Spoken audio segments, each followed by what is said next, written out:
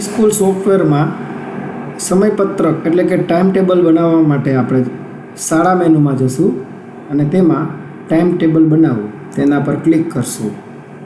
Time ટેબલમાં જે પણ શિક્ષકોની આપણે એન્ટ્રી કરવાની છે તે અહીંયા શિક્ષકની વિગત તેની અંદર ક્લિક કરશું અને દરેક શાળામાં આપણા જે શિક્ષકો ભણાવે છે જે સેકન્ડરીથી લઈને હાયર સેકન્ડરી સુધીના તે તમામને ટૂંકા નામ અહીંયા નાખશું. જેમ કે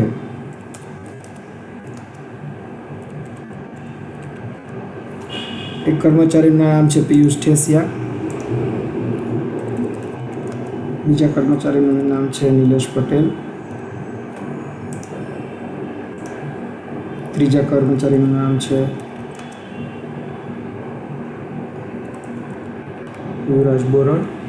આવી રીતે સેકન્ડરી અને હાયર સેકન્ડરી તમામ કર્મચારીઓના નામ આપણે અહીંથી નાખી દઈશું.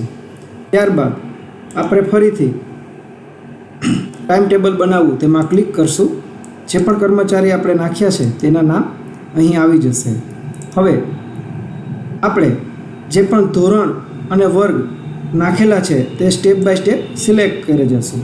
જેમ કે સોમવારનો તાસ 1 એ આપણે 9 પ્રોવાઈડ કરશું, અહીં આપણે 10 પ્રોવાઈડ કરશું. આ જ વર્ગ શિક્ષક મંગળવારમાં પણ 9 અને 10મું ધોરણ. આની સાથે આપણે વિષય પણ પસંદ કરશું. જેમ કે 9 અંગ્રેજી છે, અહીંયા પણ 9 અંગ્રેજી છે, 10માં ગણિત છે, અહીંયા પણ ગણિત છે.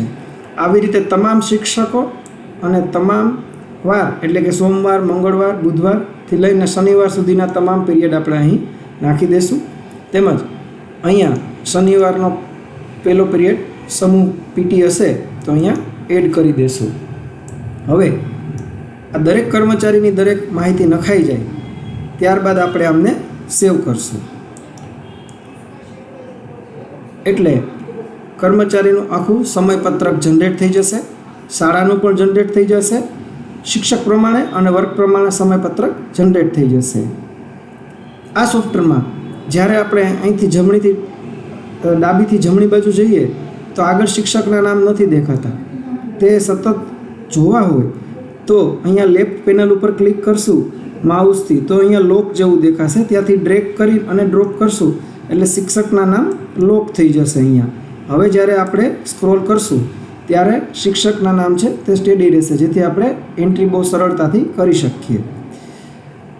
સમયપત્રક આખું એડ થઈ જાય ત્યારબાદ આપણે છાપવું પર ક્લિક કરશું એટલે આખું સમયપત્રક 9 થી 12 સુધીનું અથવા 9 થી 10નું તમે જે એડ કર્યું હશે તે એક્સેલ ફાઇલમાં જનરેટ થઈ જશે.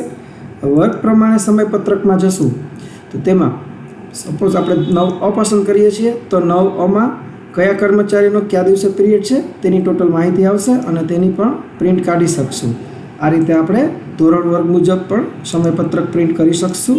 તેમજ શિક્ષકોને આપવા માટે શિક્ષણ પ્રમાણે પણ સમયપત્રક આમાંથી જનરેટ થઈ જશે. જે શિક્ષકોનો જ્યારે પીરિયડ નહીં હોય ત્યારે ઓટોમેટિક ત્યાં ફ્રી લખાઈ જશે.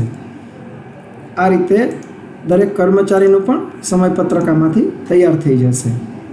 હવે જ્યારે પણ સમયપત્રક એકવાર સેવ થઈ જાય ત્યારબાદ કોઈ કર્મચારી રજા ઉપર હોય તો તેના પ્રોક્સી પીરિયડની વર્ગ વ્યવસ્થા માટે આપણે અહીંયા વર્ગ વ્યવસ્થામાં ક્લિક કરશું, તારીખ પસંદ કરશું, વાર ઓટોમેટિક આવી જશે અને કર્મચારીનું નામ પસંદ કરશું.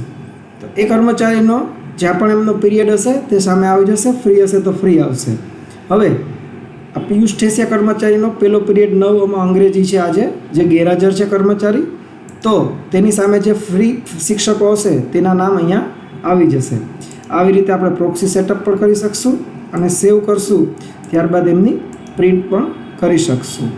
તો આ રીતે આપણે સ્કૂલના સોફ્ટવેરની અંદર માધ્યમિક અને ઉચ્ચતર માધ્યમિક બધા જ કર્મચારીઓની એક સાથે વિગત નાખીને અને એક કોમન સમયપત્રક બનાવી શકશું.